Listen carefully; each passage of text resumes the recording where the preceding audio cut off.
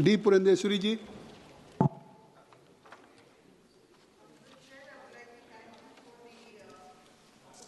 It has been given to me to participate in this very sensitive piece of legislation that has been brought in by the Honorable Union Finance Minister, Srimati Nirmala Sitharaman ji.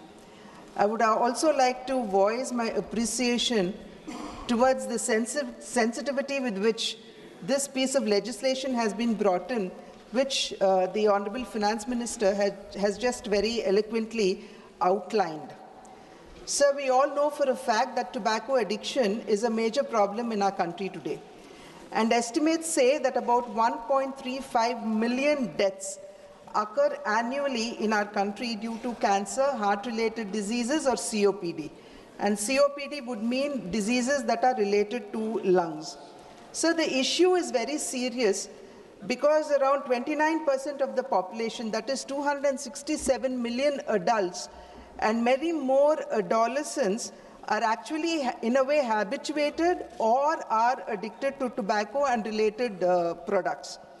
So the challenge is not simply the smokeless tobacco, which actually gives rise to incidences of oral cancer, but also the addictive nature of the tobacco products as well as the marketing tactics which are undertaken by various other sections of our society. So usage of tobacco is amongst both men and women, where about 42.14% men and 14.2% women are estimated to be addicted to tobacco. And surprisingly, the very same survey also says that about 8.5% of our children between the ages of 13 to 15 are also today addicted to tobacco and the related products like pan masala and so on.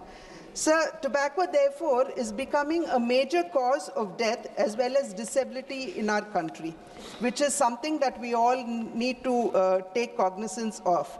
The issue does not simply stop with people who are smoking tobacco-related items like cigarettes and tobaccos and so on, but it also raises the concern of the passive smokers.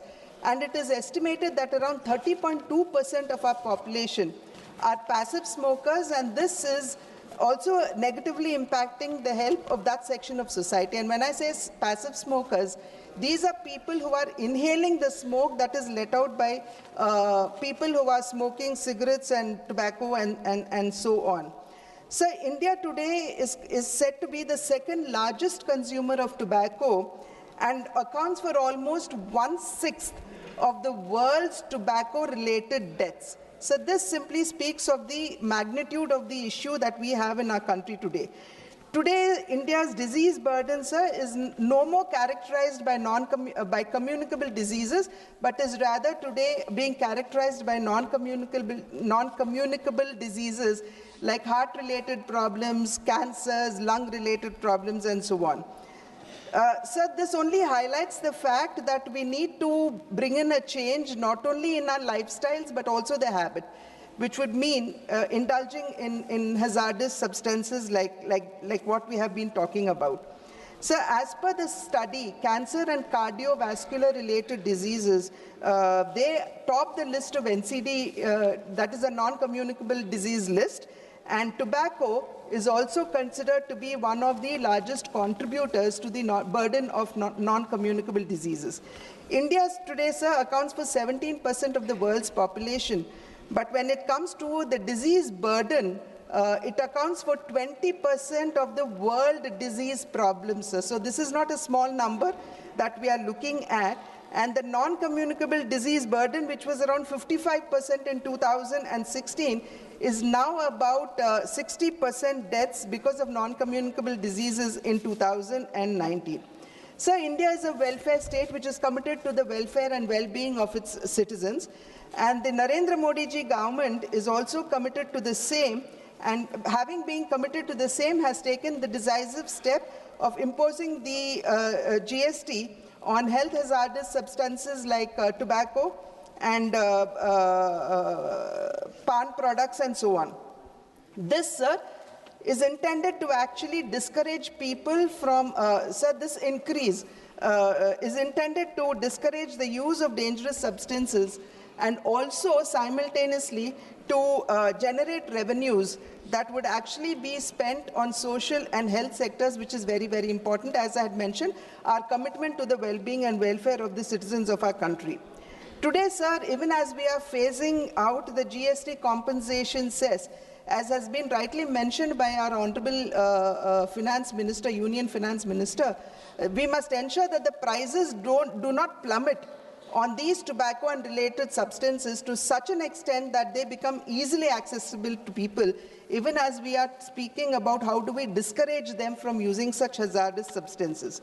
Therefore, sir, this measure that has been undertaken today, it corresponds, it would maintain the price stability, it would protect the vulnerable and the youth sections of our society, and would also act as a deterrent because the prices would not plummet to the extent that we actually fear they would.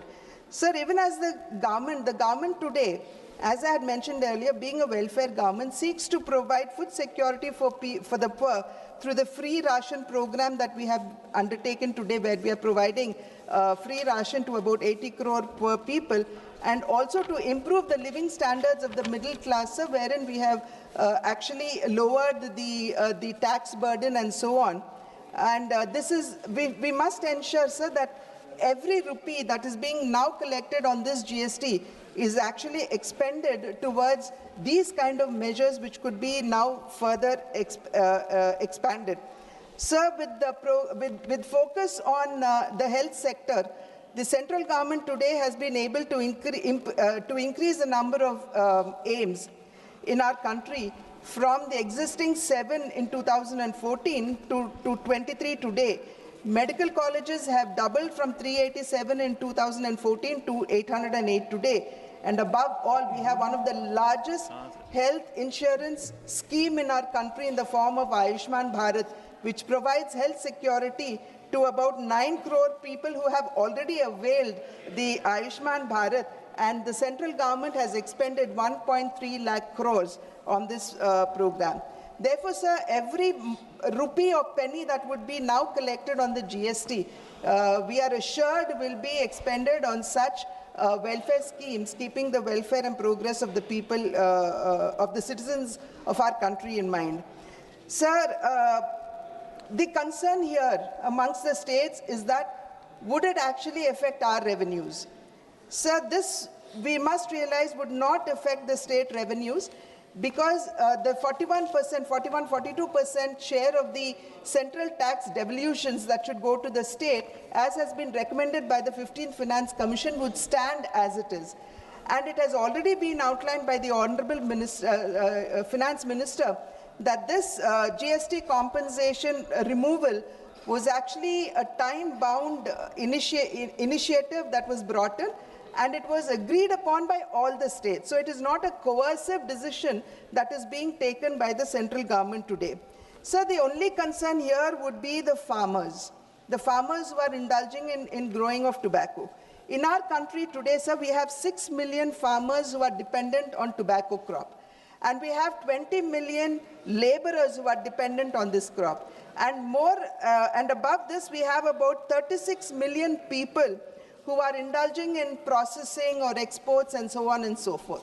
So I would only like to appeal, sir, through you to the Honorable Union Minister for Finance, that along with the Ministry of Commerce and Industry and also with Agriculture, to ensure that the security of these farmers are kept intact, and the issues relating to them would be taken into mind, keeping the fact in mind that the farmers are not averse to any decision that the government would take that is related to the health of the country, but rather they would definitely seek support from the central government when it comes to crop diversification.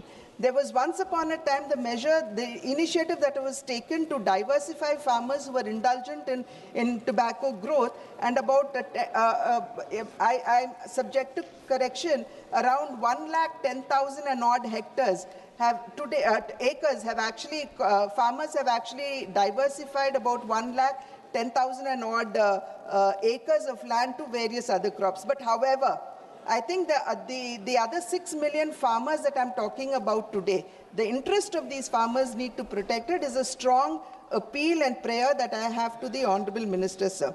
Therefore, sir, having gone into every minute details, we must realize that this calibrated tax adjustment fiscal step, this is to ensure that we have a more healthier and a more productive, because today, when we talk of the youth, the young population in the world, India out of 65% of India's population is under 35 years of age. And when we say they are under 35 years of age, we're actually talking about a large pool of human resource who can actually become very productive for our country. Therefore, sir, this is to ensure that we have a healthier and a more productive human resource pool who would help us in realizing that the dream that we have before us, and that is to achieve a Viksit Bharat by 2047. Thank you, sir. Very good.